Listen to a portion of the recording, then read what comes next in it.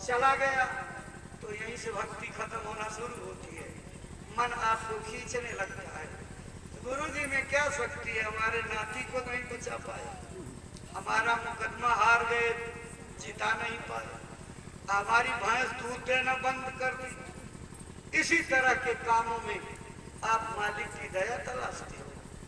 महात्मा से संसार नहीं मांगा जाता, संसार तो जो आपके भाग्य प्रारब्ध में है वो मिलता ही रहेगा, उसमें जरा कमी नहीं होगी और ज्यादा नहीं होगा।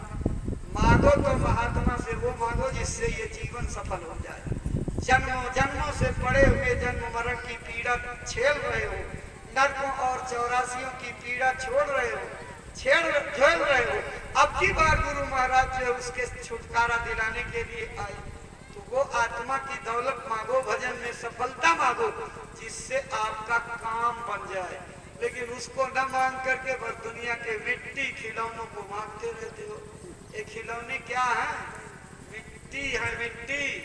इसको कोई नहीं ले जा पाया, आप भी नहीं ले जा पाएंगे। ये गफलत में मत रहिएगा कि तब जमाना पिछड़ा था, लोग बैकवर्ड थे, तब इतना जो है टेक्नोलॉजी विकसित नहीं हुई थी, कंप्यूटर का जमाना नहीं था, मोबाइल के एसएमएस का वक्त नहीं था। अब तो होशियार हो गए हैं, मैं जाने के पहले सब दौलत एसएमएस से भेज दूंगा। यहाँ से पहले ही सब ये गलत फहमी है, कोई नहीं ले जाता, सबका छूट जाता। बड़े चक्रवर्ती नरेश आए, बड़े से बड़े जुल्मी जालिम बादशाह आए, सारी दुनिया को लूट करके राज किया, लेकिन जब जाने लगे तो खाली हाथ चले गए। सिकंदर जब गया दुनिया से दोनों हाथ खाली थे, क्या लेकर के कोई जाएगा। आप चले जाइए और स्मशान घाट पर और एक चुटकी राख उठा लीजिए और उस चुटकी राख से पूछिए, क्या तू इंजीनियर साहब की राख है या डॉक्टर साहब की है, प्रोफेसर साहब की है कि मास्टर साहब की, ये आईएएस पीसीएस रैंक के अधिकारी है कि अनपढ़ निरक्षर भट्टाचार्य की। वो राख जवाब नहीं देगी। भाई बहनों, इतना तो आप विचार रखिए, जब अंत में सबको जल करके राख बन जाना है तो बेईमानी किसके लिए करते हो? कौन आपकी बेईमानी का कर्जा भुगतेगा? कौन आपके बुरे कर्मों का नतीजा भोगेगा? कोई नहीं भोगने वाला। जितना कर्म खराब करोगे, ये कर्मों का देश है। अगर इसमें राम और कृष्ण जैसे देवी देवता अवतारी नहीं बचे तो क्या आप बच जाओगे? कभी नहीं बच सकते। भगवान राम ने पेड़ की ओट से तीर मार करके बाली के प्राण ले लिए थे और द्वापर युग में कृष्णावतार में वही बहेलिया बन करके आ गया बाली, और पेड़ की ओट से तीर मार करके कृष्ण के प्राण ले लिए। तो रोते हुए जब कृष्ण को देखा तो दया आई, उसने कहा महाराज मुझे माफ कर दीजिए, बहुत बड़ी गलती हो गई, ये जहर में बुझाया तीर आपका प्राण ले लेगा, लेकिन सारा इतिहास मुझे कलंकित करेगा। भगवान कृष्ण को बहेलिए ने मार डाला। कृष्ण भगवान ने आंसू पोंछते हुए कहा, बहेलिए तेरा कोई दोष नहीं, तुमने कोई गलती नहीं की। मैंने राम के रूप में तुमको बाली सबके रूप में तीर मार करके घायल किया था, प्राण ले लिया था। आज उसी कर्म का बदला तूने पेड़ की ओट से तीर मार करके ले लिया, मेरा कर्जा अदा हो गया। अगर तू ये परोपकार न करता तो मुझे तीसरा अवतार लेना पड़ता और तीसरा अवतार लेकर के इस कर्जे का भुगतान करना पड़ता। इसलिए भाई बहनों, मेरे गुरु महाराज लोगों को समझाने की कोशिश किए।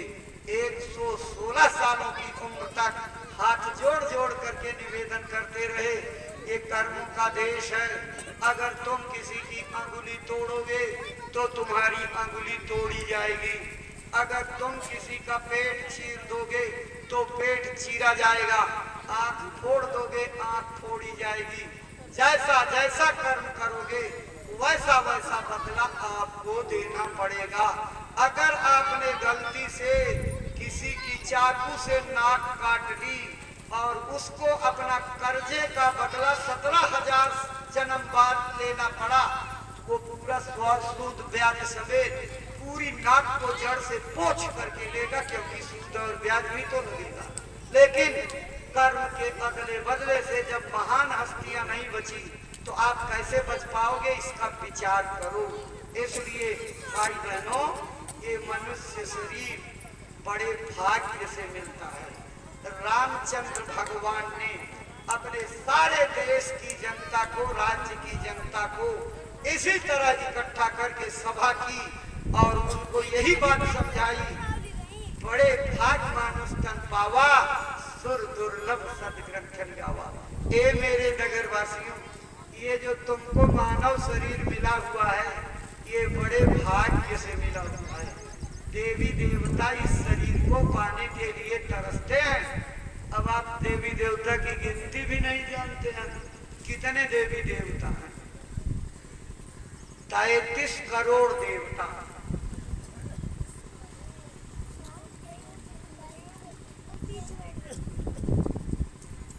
56 करोड़ देवी, 9 करोड़ दुर्गा, 10 करोड़ शंभु, 17 करोड़ वैराट, करोड़ों ब्रह्मा, करोड़ों विष्णु, करोड़ों महादेव, वो अलग है। उनकी सहयोगी शक्तियां बेशुमार। और इस पीपल के पेड़ के नीचे, नीम के पेड़ के नीचे, बरगद पाकड़ के नीचे, बबूल और सड़क की पुलिया के पास जो तुरंत भुइया भवानी पैदा हो जाती, इनकी विनती बेशुमार।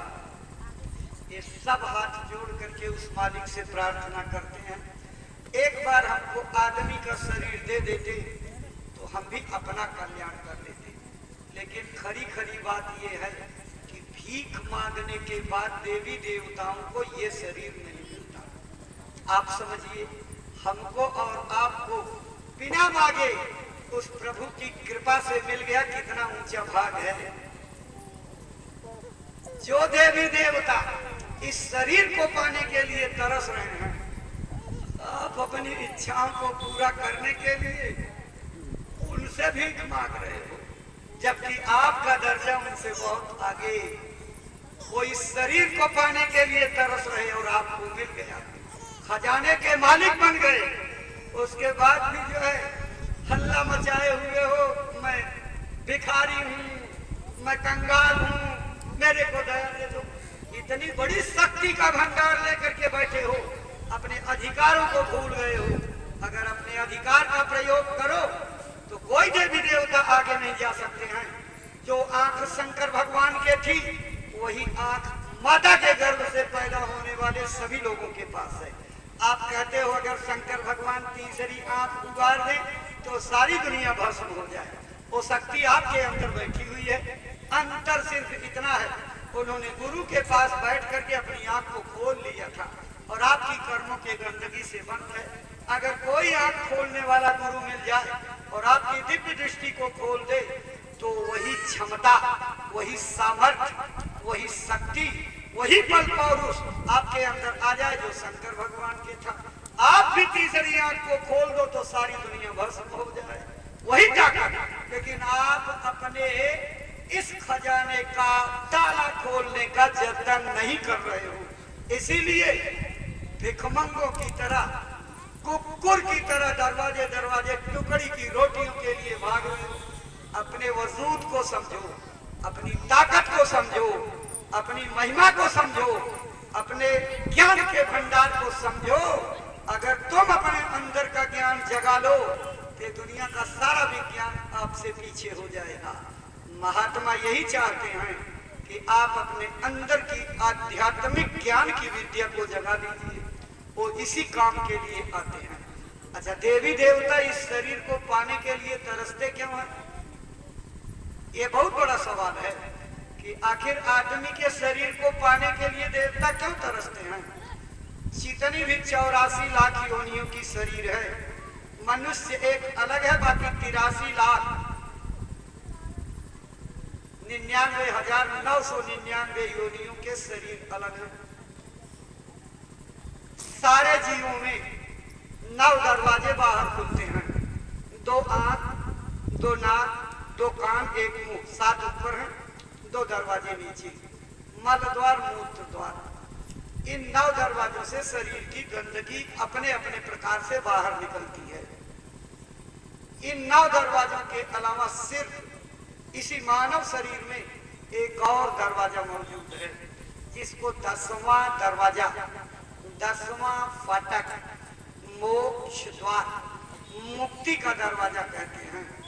राम भगवान अपनी जनता को समझाते हुए यही कहे कि ये मनुष्य शरीर क्या है? साधन धाम, मोक्ष कर द्वारा पाई मुझे कर लोक समारा। ये शरीर अपने घर, अपने धाम, अपने सच्चे मालिक परमात्मा के पास जाने का साधन है। इसी सवारी से बैठ करके जा सकते हो, इसके अलावा और कोई दूसरी सवारी नहीं है। इसी में मोक्ष का दरवाजा है। जो इस सुहावने मौके को पा करके जीते जी भवसागर पार नहीं हो जाते, सो परत्र दुख पावई, सिर धुन धुन पछताई, कालय कर्म ईश्वर मिथ्या दोष लगा। अपनी मिली हुई सांसों की पूंजी को बर्बाद करके समय को, कर्म को और भगवान को दोष देते हुए अधोगति में चले जाते हैं। आत्महन गति, आत्महत्या की जो गति होती है वही अपने अधिकार का दुरुपयोग करने वालों को मिलती है। इसलिए भाई बहनों, आप भगवान के मानने वाले हैं, उनकी रामायण को मानने वाले हैं, तो उनकी बातों पर विश्वास करो और उनकी बातों को मानो। भाई बहनों, हर युग में जीवात्मा के कल्याण के मार्ग अलग अलग होते हैं। जब सतयुग का समय था, 1 लाख वर्ष आदमी की उम्र होती थी। 21 हाथ ऊंचे आदमी हुआ करते थे, नीम के पेड़ के बराबर। उस समय प्राण हड्डी में रहते थे। हड्डी जब तक गलेगी नहीं, प्राण मौजूद रहेंगे। मन की ताकत हाथी की तरह बलवान थी, जिधर रौंदती हुई चली जाए कोई उसको रोक नहीं सकता था। धरती एक बार बोई जाती थी, विपुल बार काटी जाती थी। ये मैं कोई कल्पना बताने नहीं आया हूँ, आपके पुराणों में लिखी हुई बात है। उठा करके पढ़ लीजिएगा, प्रमाणित हो जाएगा। एक भी बात कल्पना की नहीं कहने आया हूँ, जो आपके ग्रंथों में लिखी है वही बताने आया हूँ। उस समय महात्माओं ने योग की साधना कल्याण के लिए लिखी। रामायण पढ़िए, गवाही मिल जाएगी।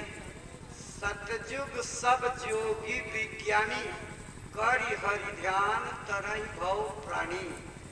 ये जितनी भी योगिक क्रियाएं हैं, चाचरी, भूचरी, खेचरी, अगोचरी, उन्मुनी, नेवली, धोती, बस्ती, कुंडलनी, जागरण, प्राणायाम, ये सब सतयुग की साधना है।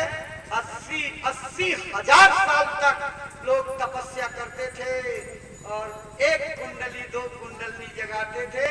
उसके बाद भी 20 हजार जीवन का समय बचता रहता था, लाख वर्ष की उम्र होती थी। लेकिन जब युग बदला, त्रेता, आदमी की उम्र 10,000 साल, मन की ताकत घोड़े की तरह कमजोर हो गई, प्राण निकल करके खून में चले आए। जब तक खून नहीं सूख जाएगा प्राण मौजूद रहेंगे। उस समय आदमी 17.5 हाथ लंबे होते थे। धरती एक बार होने पर 21 बार काटी जाती थी। महात्माओं ने साधना बदल दी, कहा अब त्रेता में योग से कुछ नहीं होगा। क्या लिखा रामायण में?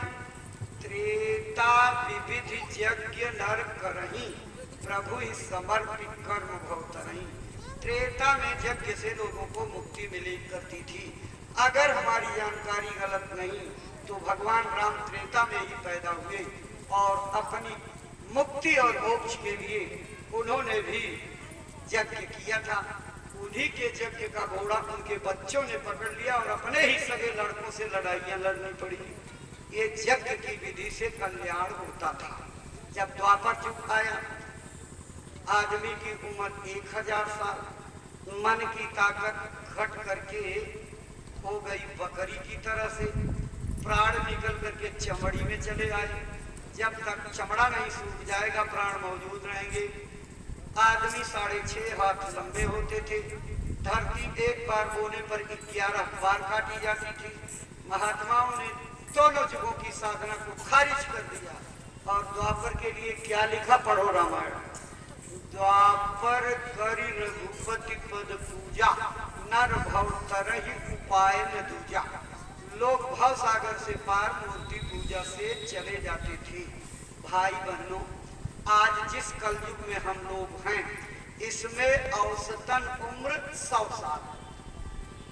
अपने बुरे कर्मों से आपने 30, 35, 45, 63 कर लिया, वो हमारी गलती है, लेकिन सबको औसतन उम्र 100 साल मिली हुई है।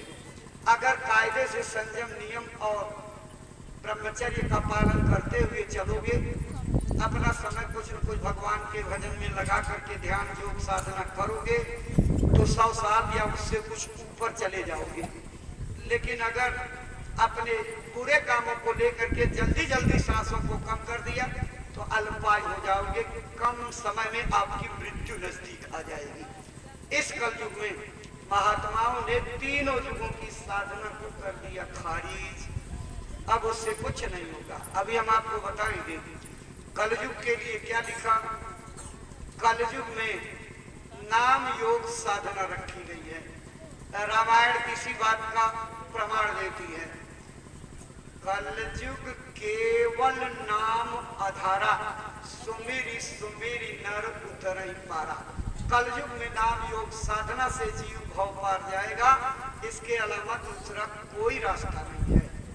अब हम मंदिर जाते हैं, भगवान को मानते हैं, अखंड मानस का पाठ करते हैं, भागवत करते सुनते सुनवाते हैं। बहुत अच्छी बात है, आपकी भावना को प्रणाम है, लेकिन उसमें जो लिखा हुआ बातों को भी तो मानना चाहिए। वही रामायण जिसको घर में रख करके प्रणाम करती हूँ, अखंड पाठ करती हूँ, इज्जत से उसका सम्मान करती हूँ, उसी में लिखा हुआ है। क्या लिखा है, पढ़िएगा। यही कलिकाल न साधन दूजा, योग यज्ञ जप तप व्रत पूजा।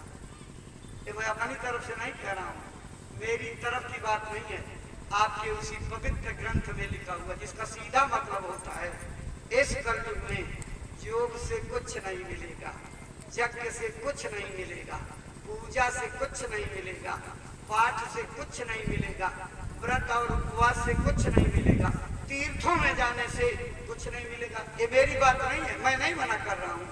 आपकी किताब क्यों मना कर रही है? इन आचार विचारों और कर्म कांडों से आपके खाते में पुण्य से पुण्य जमा हो जाएगा और उस पुण्य का परिणाम होगा कि स्वर्ग का सुख मिल जाएगा। लेकिन कितने दिन का? 10,000 साल, 15,000 साल, 10,000, 15,000 साल तक स्वर्ग का सुख भोगोगे पुण्य से, और उसके बाद जैसे ही पुण्य चुका खत्म हुआ, स्वर्ग से ढकेल दिए जाओगे इसी मृत्यु लोक में। पढ़ो अपने ग्रंथों में, पुण्य छीड़े मृत्यु लोके, पुण्य खत्म होने पर मृत्यु लोक में ढकेले जाओगे। रामायण भी यही कहती है, स्वर्ग स्वल्प अंत दुखदाई। स्वर्ग का सुख बहुत छोटा है, क्योंकि अंत में इसी मृत्यु लोक में आकर के जन्म लेना पड़ता है। फिर अच्छा बुरा जैसा कर्म करोगे उसी तरह का फल मिल जाएगा। अच्छा कर्म करोगे स्वर्ग वैकुंठ में चले जाओगे, वहां से फिर लौटाए जाओगे, यहीं आओ। बुरा काम करोगे नरक और 84 भोग करके यहाँ आओ, फिर जन्मो, फिर मरो, फिर कर्म करो, फिर फल भोगो। इससे कोई छुटकारा नहीं पाओगे। अगर इससे छुटकारा पाना है तो अब इस कलयुग में नाम योग साधना करो। पता लगाओ ये साधना कराने वाला कहाँ मिलेगा, क्योंकि जिस नाम को हम लोग समझ रहे हैं, बहुत लोग कहते हैं हमसे मिल करके, हम तो जब से होश संभाले तब से जय जय सिया राम, ओम नमो शिवाय, जय बजरंगबली, जय बालाजी महाराज जाप कर रहे हैं। तो हम तो भगवान का नाम जप ही रहे हैं, अच्छी बात है। लेकिन जिस नाम से जीवात्मा का कल्याण होगा उसके बारे में रामायण क्या कहती है? मिलान करिए। नाम जीह जप जागहि जोगी, विरट विरंचि प्रपंच वियोगी। नाम को जप करके विरही परमार्थी साधक जागते रहते हैं। और जागने का मतलब केवल आंख का खुली होना नहीं, जागने की भी परिभाषा रामायण में है। जानिए तबहि जीव जग जागा, जब सब विषय विलास विरागा। जो नाम का जाप करेगा सभी विषय विलासों से विरक्त रहेगा। तथा कथित नामों का जाप करने वाले में किसी में ये योग्यता आ गई, अगर नहीं आई तो या तो गोसाई बाबा झूठ बोल करके गए या तो आपको नाम नहीं मिला। महात्मा कभी झूठ नहीं बोलते, उनकी वाणी त्रिकाल सत्य होती है, कभी उनके वचन इधर से उधर नहीं होते। फर्क यह है कि हमको अभी नाम के बारे में पता नहीं चला, वो नाम क्या है। नाम की इतनी बड़ी महिमा है। भगवान राम 3 लोक के नायक थे, लेकिन उनके लिए भी गोस्वामी जी ने लिखा, राम न सके नाम गुण गाई। राम के अंदर वो शक्ति ही नहीं है कि नाम की महिमा का वर्णन कर सके। दूसरी जगह लिखा, ब्रह्म राम ते नाम बड़ वरदायक वरदान, रामायण सतकोटि में ली महेश जी जान। नाम इतनी बड़ी चीज है। वह नाम क्या है? आप जो संसार में नामों के पीछे चल रहे हो, इन नामों को महात्माओं ने खारिज करके क्या कहा? कोटि नाम संसार में तासे मुक्ति न होय, आदि नाम जो गुप्त जब पूजे बिरला कोई। आदि नाम जिसके पहले कुछ नहीं था, भगवान की रचना नहीं थी, भगवान खुद पैदा नहीं हुआ था, उसके पहले जो नाम मौजूद था उसी नाम के द्वारा जो है भगवान पैदा किया गया, उसका गुप्त जाप होता है। और उसी गुप्त जाप करने वाले को जो है कल्याण मिलता है, उसी को जो है भगवान मिलता है। जितने लोगों ने भगवान को पाया नाम योग साधना से पाया, लेकिन इतना याद रखना, आज तक इन दोनों चमड़े की आंखों से उस परमात्मा को किसी ने नहीं देखा। जिसने देखा अंदर की दिव्य दृष्टि को, ज्ञान चक्षु को, विवेक विलोचन को, थर्ड आई को, जिसको नुक्ताए सफेदा कहा जाता है, इस आंख को खोल करके तब देखा। गोसाई बाबा राम का दर्शन इसी आंख को खोल करके किए थे।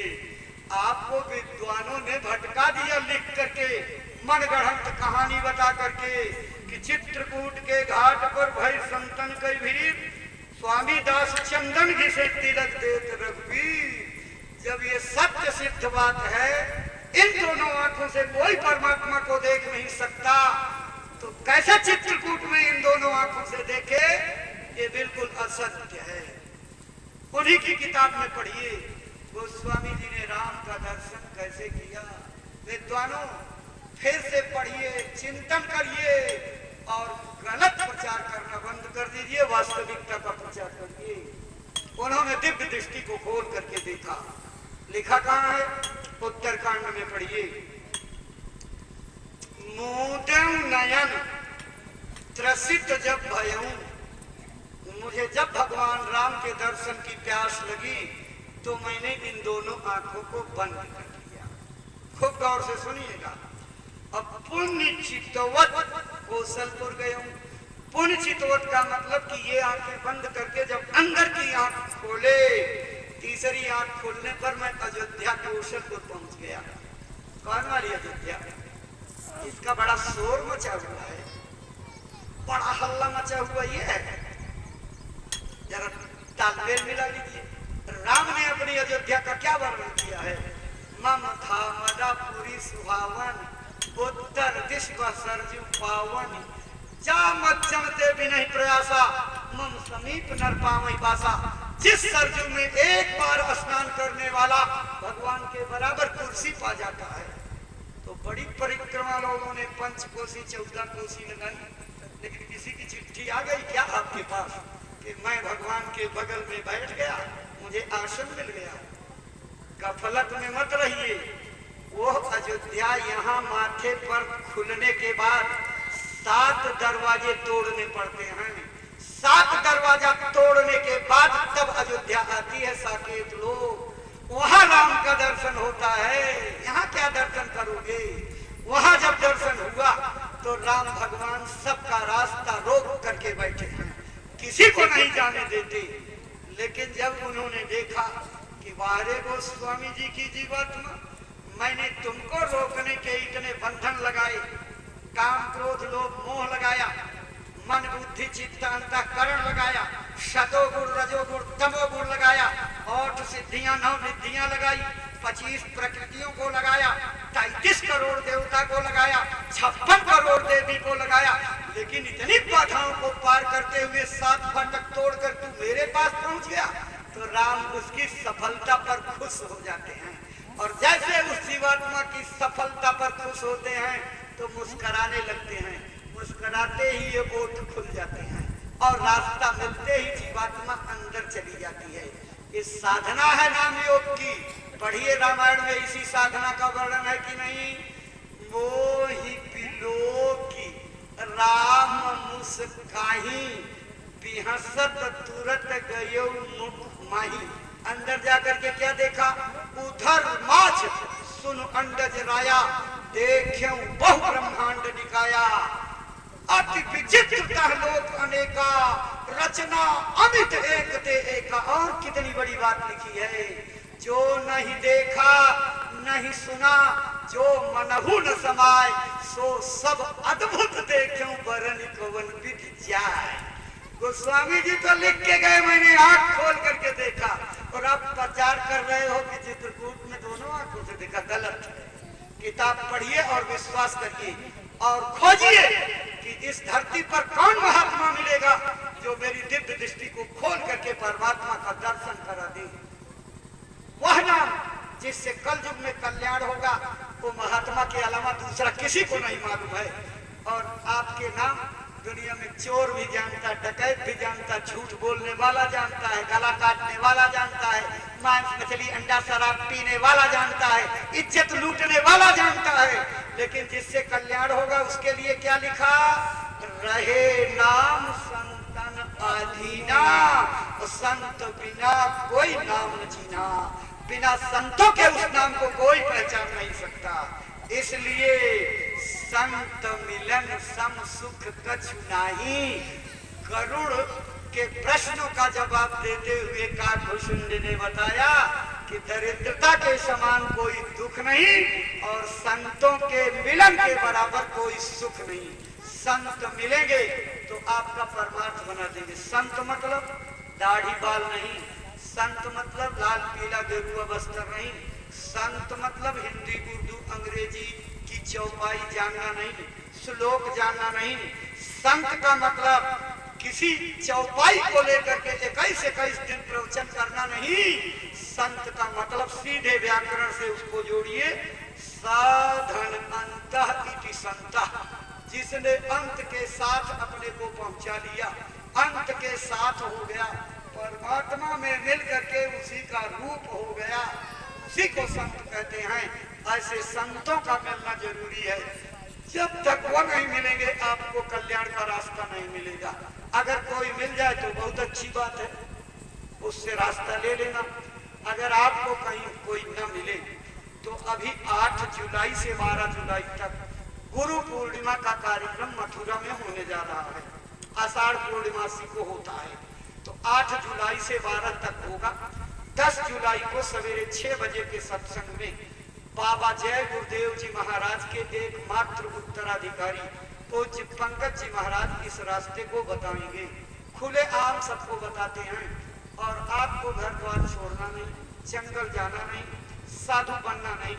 अपने घर का काम जैसे मैंने पहले आपको बताया, मेहनत ईमानदारी सच्चाई से करो, बाल बच्चों की सेवा खिदमत प्यार मोहब्बत से करो, और बैठ करके 1 घंटा रास्ता दे करके भजन करो। देखो आपकी आंख कान खुल जाते हैं कि नहीं। आप करके तो देखो, जैसा गुरु महाराज और महाराज जी बताते हैं, अगर उस पर 2 घंटे 2.5 घंटे का समय दे करके आप जो है अगर मेहनत कर लीजिए तो देखो कुछ गिनती के दिनों में आपकी आंख खुल जाए। लेकिन हमारी आपकी रवैया बिगड़ी हुई है। बिगड़ी कैसे है कि हम बैठते तो भजन करने के लिए, माला करने के लिए। तो माला कैसे करते हैं? अभी तो माला किए तब तक पिराने लगा कमर में, 4 बार पैर इधर उधर घुमाते हो, आपसे बैठा नहीं रह जाता। और उसके बाद जब देखते हो कितनी जल्दी खत्म नहीं हो रही है, तो माला की रफ्तार इतनी जोर बढ़ाते हो ना, वो फ्रंटियर मेल कितनी स्पीड से शताब्दी चलती, उससे भी तेज। फिर भी स्टेशन नहीं नजदीक आता तो दूसरा हाथ लगाकर आंख बंद किए टोते हो कि सुमुरनी वाला स्टेशन कितनी दूर है। इस तरह से आपका कल्याण होगा, इस तरह से नहीं होगा। उस मालिक को पाने के लिए रोना पड़ता है, बिना रोए किसी को मालिक नहीं मिलता। ये माताएं बहनें जिंदगी का अनुभव समेटे हुए हैं। ये जब विदा होकर के पहली बार आई हैं तो डोली में बैठ करके सबको रोना पड़ा है। अब आज जमाना बदल गया है, भले लोग कहें हम एडवांस हो गए हैं, लेकिन इतना एडवांस होने के बाद भी ये वसूल सिद्धांत है कि जब डोली पर बैठने जाएगी तो चाहे दिखावटी हिन्नरीरी रोना पड़ता है। बिना रोए मालिक नहीं मिलता। जब दुनिया का पति बिना रोए नहीं मिलता तो वो मालिक बिना आंसू गिराए मिलेगा? कभी आपने उस मालिक के लिए आंसू गिराया? कभी तड़पे? हमारा आपका बच्चा अगर चला जाए तो हमारी भूख चली जाती, नींद चली जाती। हमारा प्रेम उससे इतना है कि हम कितने दिन तक रोटी पानी बंद कर देते, और जब जो कोई आता उसके सामने रोने लगते कि हमारा चिराग बुझ गया। जरा सी मोह के नाते, क्यों? ममता है, मेरे भविष्य में काम आएगा। लेकिन वो परमात्मा जो आपके हर कदम पर काम आएगा, हर मुसीबत में रक्षा करेगा, हर वक्त तुम्हारे साथ रहेगा, हर तबाही में, उसके लिए एक बूंद आंसू नहीं। और कहते हो दया नहीं हो रही है, दया लेने के काबिल बनो और रोना सीखो। और जिस दिन बैठ करके 2 बूंद आंसू एकांत में असली आंसू गिराओगे, वो मालिक बर्दाश्त नहीं कर सकता, प्रकट हो जाएगा। हंसी हंसी कंत न पाइया, जिन पाया तिन रोए, हंसी खेले प्यू मिले तो कौन दुहागिन हो। इसलिए जिसने भी भगवान को पाया रो करके पाया। कबीर ने रो करके पाया। उन्होंने लिखा, कबीर हंसना दूर कर, रोने से कर चीट, बिन रोए नहीं पाइए प्रेम पियारा मीत। कहने रोने की आदत बनाओ, रोने की कला सीखो, अपने चित्त में रुलाई को उतारो। बिना रोए मालिक नहीं मिलता। इसलिए घर में बैठ करके अपने अपने घर को भजन केंद्र बनाओ। अगर गांव में अकेले घर सत्संगी है तो अपने घर को भजन केंद्र बनाओ। खींच करके भजन और खींच करके सेवा का वक्त आ गया है। 1 घंटे के लिए सबके काम घर में बंद करो, रसोई बंद कर दो, बहुओं को रोटी बनाना रोक दो, 1 घंटा भजन करो। सब काम घर के बंद करो। स्कूल के बच्चे पढ़ रहे हैं, उनको 1 घंटा बंद करो। क्या करोगे पढ़ लिख करके? जब आग के अंगारे से पूरी दुनिया ही जल करके खाक हो जाएगी तो पढ़ाई लिखाई किस काम की? इसलिए पहले बचने का जतन करो। 1 घंटा मोबाइल पर खेल खेलने वालों का बंद कर दो। सबको सख्ती से घर में नियम लागू करो। अगर अपने बच्चों को, अपने रिश्तेदारों को, पड़ोसियों को, अपने देश और दुनिया को बचाना है तो बहुत जल्दी करो, अपने अपने घर को भजन केंद्र बनाओ। इसी से रक्षा होगी और कोई दूसरा उपाय नहीं है। अगर गांव में 4, 6, 10 घर हो तो सब घरों के लोग एक जगह इकट्ठा होकर के भगवान का भजन सामूहिक रूप से करो।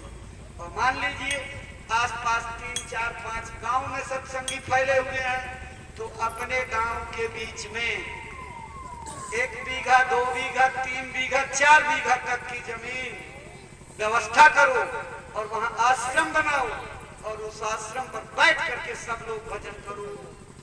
बहुत से प्रेमियों को मालिक ने दिया है, वो इंतजाम कर सकते हैं। अगर अपनी स्वयं की इच्छा से आप चाहें कि चलो गुरु महाराज के आश्रम के लिए हम 2 बीघे 4 बीघे जमीन लेते हैं, बहुत अच्छा आपका निर्णय होगा। जब तक भजन केंद्र रहेगा, गुरु महाराज का नाम इस दुनिया में रहेगा, उस आश्रम पर बैठ करके लोग भजन करेंगे। आपके घर परिवार की पीढ़ियां दर पीढ़ियां दया की भागीदार बनेगी, कृपा बरसती रहेगी और लोग परमार्थ के रास्ते का लाभ उठाते रहेंगे। अगर ऐसी व्यवस्था ना हो पावे तो 3, 4, 5 गांव के न्याय पंचायत स्तर के सत्संगी मिलकर के आश्रम की स्थापना करो, क्योंकि सारी दुनिया पर आफत आने जा रही है। अपने अपने बुरे कर्मों की वजह से लोग उस आग में जलने वाले हैं। सारी दुनिया निराश होकर के भगवान के भजन की ओर भागेगी। आपके पास बैठाने की जगह नहीं रहेगी, कहाँ बैठाओगे? देर आपकी तरफ से हो रही है, मालिक की तरफ से नहीं। गुरु महाराज तो कह गए, मेरा काम हुआ हवाया है, सब तैयार है, मुझे उस अर्जुन की तलाश है जो गांडीव लेकर के खड़ा हो जाए। जस लेने वालों की मैं खोज कर रहा हूँ। इसीलिए गुरु महाराज दौड़ते रहे, आज महाराज जी दौड़ रहे हैं, उनके प्रेमी गांव गांव दौड़ रहे हैं। ये समझ लेना, जब तक महात्मा की आवाज लगती रहती है, महात्मा मेहनत करते रहते हैं, लोगों को जगाते रहते हैं और उनके प्रेमी झंडा लेकर के निकले रहते हैं, तब तक मुसीबत के कोने में चुपचाप दुबक करके बैठ जाती, उसकी हिम्मत सामने आने की नहीं करती। लेकिन जब महात्मा की आवाज कमजोर पड़ जाएगी, उनका जागरण कम हो जाएगा, उनके प्रेमी जागरण के लिए निकलना बंद हो जाएंगे, झंडा लेकर के गुरु का संदेश घूमना बंद कर देंगे, तो मुसीबत कूद पड़ेगी और 20 करोड़ को 1 मिनट में लेकर के डूब जाएगी। इसलिए आपका प्रचार कितना लोगों के लिए अमोघ अस्त्र है बचत के लिए, इसको आप क्या जानो। अगर आपको पता लग जाए ना, आप सबको आशीर्वाद बांटने लगो, लड़का बच्चा पैदा करने लगो, मुकदमा जिताने लगो, सबको जो है आप आशीर्वाद देने लगो, बर्बाद हो जाओगे। इसलिए आपकी इस शक्ति को गुरु छिपा करके मुट्ठी में रखते हैं। जब वक्त जरूरत पर काम आएगा देंगे, लेकिन आदेशों पर चलते जाना। आदेश में कभी जो है बेईमानी मत करना, क्योंकि आदेश का पालन ही भक्ति है। इसलिए एक एक गांव गोद लीजिए, अपनी जिम्मेदारी पर एक गांव लीजिए। ऐ मैनपुरी के प्रेमियों, आप कितना सोए हो, कितना दूर होते जा रहे हो दया से। आपके मैनपुरी में इतने सत्संगी हैं, अगर सारे सत्संगी गांव गोद ले लें तो गांव खत्म हो जाएंगे, प्रेमी तब भी बचे रहेंगे।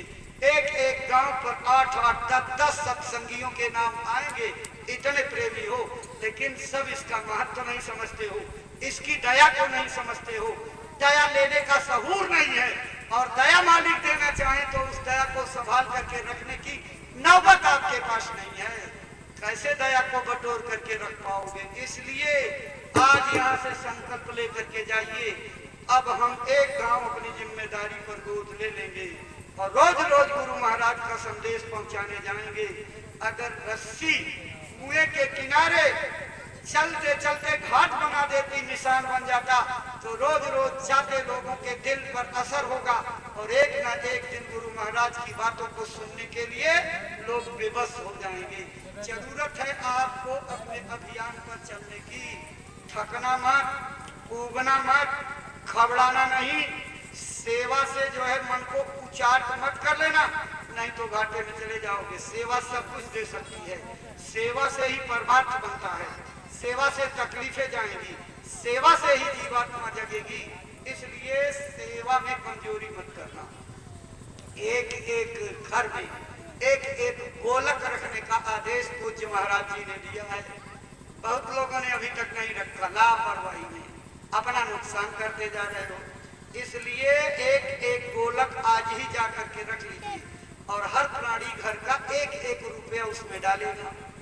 महीना भर पूरा हो जाए तो उस सिक्के को बाहर निकाल लीजिए और उसकी गिन लीजिए, जितनी रुपया बनती हो कागज का नोट न्याय पंचायत के रजिस्टर पर आप दर्ज करा दीजिए। देखो, सेवाओं का जो एक वसूल है, उस सिद्धांत को पूज्य महाराज जी ने बनाया है।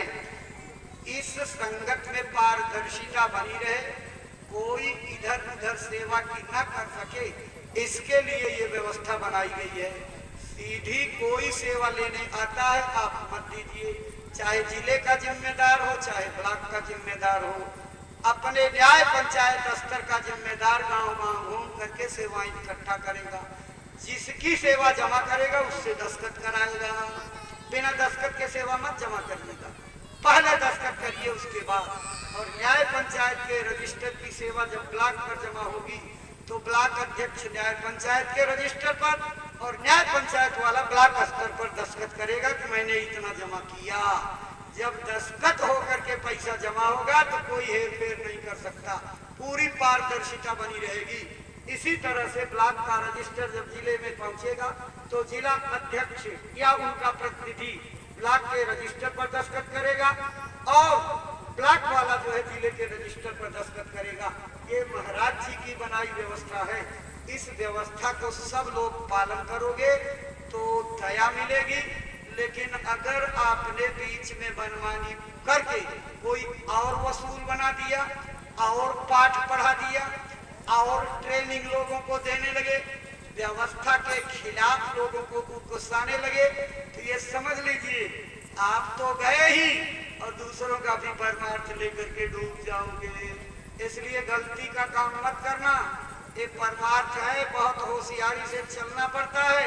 अगर फूंक फूंक करके नहीं चलोगे तो माया लपेट करके अपने सूंड में पटक पटक करके मार डालेगी और आपका मन जो है बिगड़ जाएगा और सत्संग भी छूट जाएगा, ध्यान भजन भी छूट जाएगा। गुरु कब तक पकड़े रहेंगे, गुरु भी छूट जाएंगे। इसलिए दया गुरु की लेनी है तो उनकी व्यवस्था के अनुसार चलो और अपने अपने जिम्मेदारियों को सब लोग निभाओ। जिम्मेदारी निभाने का मतलब कि कोई भी पदाधिकारी बना दिया गया है तो राजा उसको नहीं बनाया गया है। राजशाही मत समझिएगा। ज्यादा सेवा करने और कराने के लिए जिम्मेदारी सौंपी गई है। अगर आप अपनी जिम्मेदारियों को भूल करके और मालिक की व्यवस्था के खिलाफ काम करोगे तो फिर आप जानो, आपका काम जाने। लेकिन गुरु महाराज चाहते हैं सबका भला हो, सबका कल्याण हो, सबको लाभ मिले, सब लोग जागे, सोए कोई ना रहे और सब लोग सेवा करके फायदा उठाएं। इसलिए प्रेमी भाई बहनों, सेवा का सिद्धांत जो बनाया गया है उसके अनुसार काम करिए और अपनी अपनी जिम्मेदारियों को समझिए। ये सबको मिलती नहीं है। सेवा जिसको मिल जाए समझिए बड़े ऊंचे भाग हैं। और सेवा में जांगर चोरी, सेवा में बेईमानी, सेवा में कपट, ये कभी माफ नहीं होती। अगर सेवा का एक नया पैसा अपने निजी काम में खर्च किया तो समझ लो उसका हिसाब देना पड़ेगा। इसलिए मत इस ढंग का प्रयोग करना। गरीबी में गुजर कर लेना, सूखी रोटी खा करके बिता लेना, लेकिन संगत के पैसे का इस्तेमाल करके अपने जीवन को सुखमय बनाने की इच्छा मत करना, बर्बादी में चले जाओगे। प्रकृति जब सबक सिखाएगी तो रोने का भी मौका नहीं देगी। इसलिए भूल चूक मत करना, अपनी जिम्मेदारियों को निभाओ। और गुरु पूर्णिमा के कार्यक्रम के बाद 23 जुलाई से 21 नवंबर तक 122 दिन का न्याय पंचायत स्तरीय कार्यक्रम पूज्य महाराज जी का जौनपुर जिले में होने जा रहा है। जीवों के जगाने का महामिशन है और इस मिशन में आपको भी 2 सहयोगी कार्यक्रम और 1 सेवादानी मिले हुए हैं।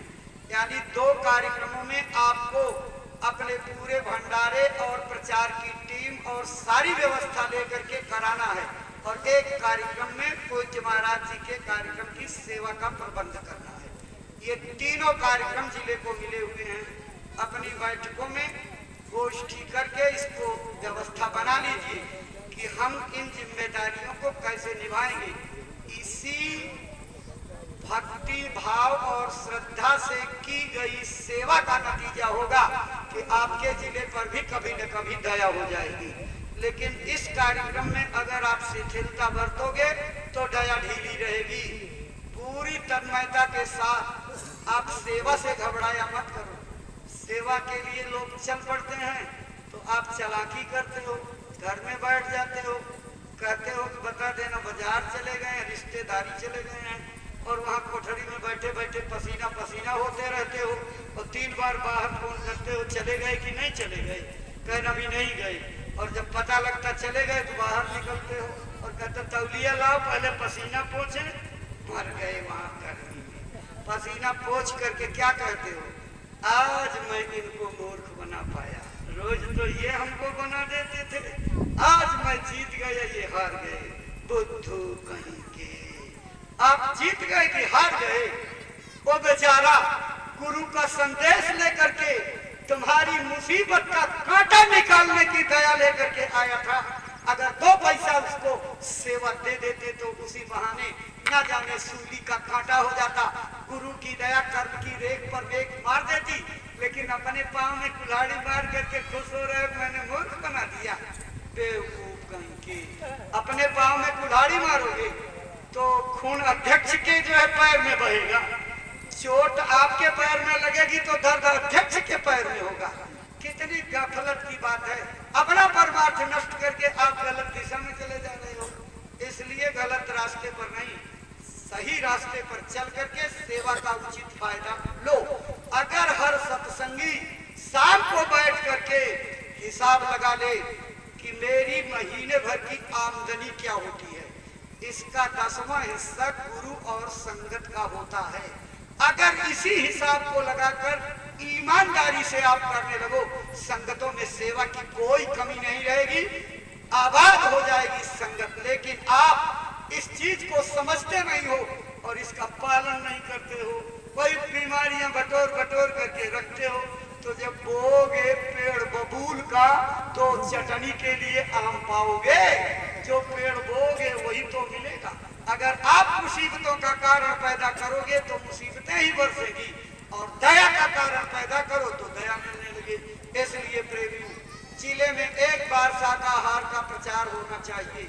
जिले के व्यवस्थापक एक तारीख तय करें, उस तारीख में जिले में कहीं भी कोई गोष्ठी, कोई सत्संग, कोई कार्यक्रम नहीं, सिर्फ जिले का प्रचार रहेगा। और हर नामदानी का कर्तव्य है कि उस दिन पूरे जिले के नामदानी एक जगह जहाँ बताया जाए इकट्ठे हो करके शाकाहार नशा मुक्ति का प्रचार करेंगे। इतना जमघट के साथ प्रचार करिए कि पूरा मैनपुरी हिलने कांपने लगे, गांव गांव गली गली गुरु महाराज का नाम गूंजने लगे, शाकाहारी का नारा गांव गांव के बच्चे निकालने लगे नकल करके। तब गुरु महाराज की दया का परिणाम आपको मिलेगा। जब शाकाहारी प्रचार के लिए जाना तो 5 रोटियां लेकर के जाना, और जब कहा जाए तो रोटी जमा कर देना, 2-4 दाना प्रसाद का डालना और एक प्रार्थना कर लेना। प्रार्थना करते ही रोटी का ढेर प्रसाद में बदल जाएगा। और आप क्या काम करना, जितने लोग सत्संग में आए हो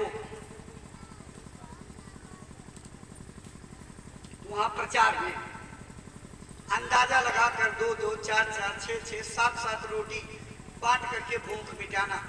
भंडारे का लंबा खर्चा बच जाएगा और सबको सेवा का अवसर मिल जाएगा। सबके घर की रोटी सबको खाने को मिलेगी। इससे मानवता का इतना बड़ा संदेश जाएगा, बड़े बड़े बुद्धिजीवी सोचने को मजबूर हो जाएंगे, ज्ञानी लोग दांतों तले अंगुली दबाएंगे। सारे देश की संस्थाएं नफरत और ईर्ष्या द्वेष को पैदा करने में जब लगी थी, उस समय कौन सी संस्था थी जिसने मानववाद का प्रचार किया, सच्चे समाजवाद का प्रचार किया, सब जाति भेदभाव खत्म कर दिए, अबड़ और सबड़ की खाई को पाट दिया, ऊंच और नीच का भेदभाव खत्म कर दिया। बड़े घर की पकी हुई रोटी छोटे लोगों के घर में खाई जा रही है और छोटे लोगों के घर की रोटी बड़े खानदान के लोग खा रहे हैं। मानवता का ये संदेश देख करके सारी दुनिया आशा से आपकी संगत के साथ जुड़ेगी, रास्ता लेकर के भजन करेंगे, अपने मानव जीवन को कामयाब बनाएंगे और गुरु की दया से बरकत पा करके अपना जीवन अच्छी तरह से जी लेंगे। सबके लिए लाभकारी होगा। परोपकार की भावना से काम करो। जिसके दिमाग में परोपकार रहता है उसको कभी कुछ दुर्लभ नहीं होता है। परहित बस जिनके मनमाही, तिनका जग दुर्लभ कछु नहीं। इसलिए भाई बहनों, मैंने आपको जितनी प्रार्थनाएं की, आपसे प्रार्थना करते हैं, मुझे निराश मत कीजिएगा। पहले नंबर पर भजन नियमित करिएगा। आपके आत्म कल्याण के साथ साथ मेरा भी कल्याण उसके साथ जुड़ा हुआ है। इसलिए कृपा करके रोज रोज भजन करिए।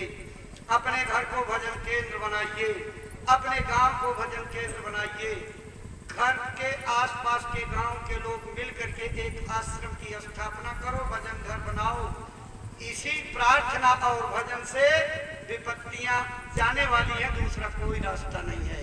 जिले का प्रचार एक बार होना चाहिए, सब लोग इसमें भागीदार बनेंगे।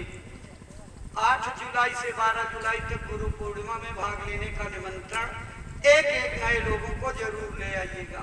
ये महाराज जी का आदेश है। ज्यादा लाओगे तो ज्यादा लाभ पाओगे, लेकिन कम से कम एक नामदानी को एक नया आदमी लेकर के गुरु पूर्णिमा में पहुंचना है। और गोलक रख लीजिए अपने घर में, एक एक गांव गोद लेकर के गुरु महाराज का संदेश निरंतर पहुंचाते रहिए। इससे आपके जीवन में बहुत बड़ा सुधार होगा और बहुत बड़ी दया आएगी। इन सब अभियानों के साथ साथ एक प्रार्थना आप सभी लोगों से है कि गुरु महाराज के काम को अपना काम समझा। जब अपना काम समझोगे तो आपका कोई मोह नहीं रहेगा। आप कह तो देते हो कि सब कुछ गुरु जी का आपका है, लेकिन जब सेवा देने की नौबत आती हो तो जेब में टटोलते हो सबसे छोटी वाली नोट किधर है। हो गई ना बात। गुरु महाराज ने गोष्ठी करते हुए मथुरा में कहा था, तुम अपनी गाड़ी कमाई का अंश लगा करके मुझे काफिला निकाल लेने दो, डीजल और पेट्रोल फूंक लेने दो, इसी के धुएं से 5 देवता प्रसन्न हो जाएंगे, तुम्हारा देश धन धान्य से परिपूर्ण हो जाएगा। पूरी जोर लगा करके मदद कर दो, जितनी भी ताकत तुम्हारे पास वो लगा दो, घबराना नहीं, अविश्वास मत करना, देने वाला तो मैं बैठा हूँ। तो गुरु महाराज का भरोसा करो, जो कुछ है सब उनका है, तेरा तुझको सौंपते क्या लागत है वो, मेरा क्या लगता है। जो चतुर सत्संगी हैं, सेवा का महत्व जान गए हैं, वो कहीं गाना नहीं गाते, कहीं डंका नहीं पीटते, लेकिन चुपचाप सेवा दे करके 2 गुना 3 गुना 4 गुना 10 गुना अपने दया को प्राप्त करके और रास्ता बना लेते हैं। हमारी आपकी कमजोरी है, हमारा मन आगे पीछे करता रहता है। डाक मिले न मिले, दे दूं चला जाएगा पैसा। ए भाई बहनों, बड़ी कसौटी होती है, परीक्षा होती है, और कसौटी में जो खड़े होते हैं वही दया के भागीदार होते हैं। इसलिए काफी लंबा समय हो गया है, हम आप लोगों से चाहेंगे कि अब इसको समापन की ओर लेकर के चला जाए, ताकि समय से आप प्रसाद भी ले सकें और जा भी सकें। बस इतनी प्रार्थना है कि मैनपुरी की संगत को आगे बढ़ाने के लिए हर हाथ हर पैर को एकजुट होना जरूरी है। अगर आप खंडों में बटे रहोगे, टुकड़ों में बटे रहोगे, तो कोई भी आदमी आपको तोड़ देगा, नुकसान कर देगा। इसलिए एकजुट बनो, एक निशाने पर रहो, और जिम्मेदारों से भी प्रार्थना करते हैं कि सबका सम्मान करो, सबकी इज्जत करो, सबसे प्रेम लगाओ, सबको अपना जानो, और सभी लोगों के अंदर जो क्षमता है उस क्षमता का लाभ लो। संत मत की कोई शिक्षा किसी से चिढ़ने, कटुता पैदा करने या विरोध की नहीं होनी चाहिए। सबको जोड़ करके प्रेम के साथ लेकर के चलने की जिम्मेदारी है।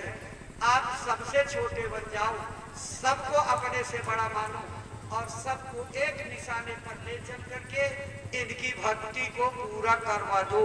अगर आप और हमारे व्यवहार वाणी से किसी का परमार्थ रुक गया, किसी की सेवा रुक गई, कोई दरबार में आना जाना, भक्ति और सेवा करना बंद कर दिया, इसका बहुत बड़ा पाप लगेगा, और उस पाप का कोई हिसाब नहीं दे सकते, कोई माफी नहीं होगी। इसलिए कोशिश करो कि हमारी वचन वाणी से किसी को कोई चोट न पहुंचे, और हिसाब किताब का मामला एकदम पारदर्शी रहे, खुली किताब कांच की तरह से रहे। जब बैठक बुलाई जाए, बैठक में पूरी संगत के सामने खोल करके रख दीजिए, ये संगत है, मालिक का रूप है। अगर इस पे हिसाब किताब खोल करके रख दोगे तो आपकी सेवा बढ़ जाएगी। लोग और तन्मयता से कोई भी काम करिए, संगत के प्रेमियों की सलाह, उनकी मशविरा लेकर के जब करोगे तो वो भी अपना महत्व समझेंगे, और सबका सहयोग लेकर के चलोगे तो निश्चित रूप से गुरु महाराज की दया आपको मिलेगी। चलते चलाते आपसे कहते हैं गुरु महाराज अपने गौशाले के लिए कहते थे, मेरी गायें जान से प्यारी हैं, अगर जरूरत पड़ी तो भीख मांग करके खिलाऊंगा, लेकिन इनको बेचूंगा नहीं। तो जब गुरु महाराज की गौएं उनकी जान से प्यारी थी, तो प्रेमियों, हमारे गुरु महाराज हमको भी उनकी गौएं जान से प्यारी होनी चाहिए। तो अभी आपके बीच में झोली वाले भाई अब बन जाएंगे। गुरु महाराज की गौओं के लिए जो भी आप सेवा स्वेच्छा से देना चाहें उस झोली में डाल दीजिएगा, गुरु महाराज की गौओं के लिए पहुंच जाएगा दरबार में। बाकी यहाँ काउंटर खुले हुए हैं, धर्मादा कार्यों की रसीदें काटी जा रही हैं। आप गुरु महाराज के स्कूल, अस्पताल, भंडारा, मंदिर, समाधि, गौशाला, जिसकी भी सेवा की रसीदें कटाना चाहें वहाँ कटवा लीजिएगा। दोनों तरफ काउंटर लगे हैं, आप कटवा करके सेवा का प्रमाण पत्र ले लीजिएगा। इसी के साथ अपनी बातों को विराम देंगे, झोली वाले खड़े हो जाएं और बाकी जो भी जिम्मेदार यहाँ हैं जिले के अध्यक्ष जी की अनुपस्थिति में वो आ जाएं और अपनी संगत को जो भी मार्गदर्शन देना हो, प्रेमियों से आपकी जो अपेक्षा हो, अपने आगे वाले कार्यक्रमों में सहयोग की अपील कर दीजिए, ताकि लोग और गुरु पूर्णिमा में चलने के लिए इन्हें सूचित कर दीजिए। सब लोग बोलिए जय गुरुदेव, जय गुरुदेव।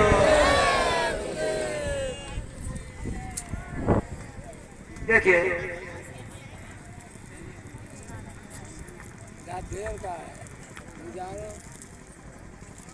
देखिए अभी जो भी आपको सुझाव मिले हैं, माननीय हमारे